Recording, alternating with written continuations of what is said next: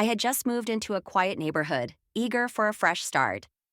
My first week was peaceful, but then I noticed him, the man in the house next door. He kept to himself, often lurking in the shadows of his yard, and a chill ran down my spine whenever our paths crossed. One evening, I was in my living room when a soft tapping drew my attention. I peered through the curtains and saw him standing there, staring directly at my window. His eyes were dark, almost hollow, and an unsettling smile spread across his face. I quickly stepped back, heart racing, but when I looked again, he was gone. The next day, I decided to confront my fears. I baked cookies and knocked on his door, hoping for a friendly introduction.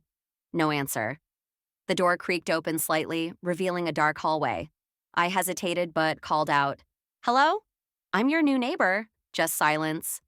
I left the cookies on the doorstep, hoping it might spark some goodwill. But that night, I couldn't shake the feeling of being watched. I noticed my curtains fluttering as if someone was peeking in. With dread, I locked my doors and tried to sleep. The following morning, I saw the cookies still untouched, but next to them lay a single dark hair.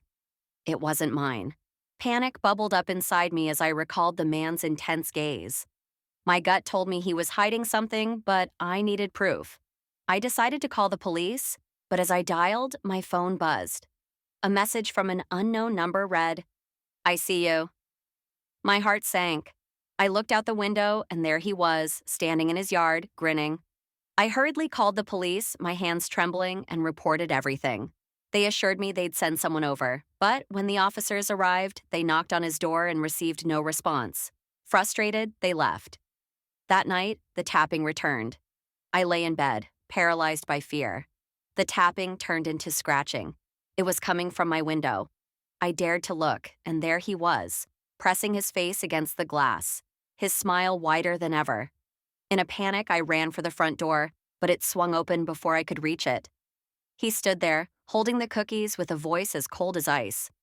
"You forgot these," he said, stepping inside.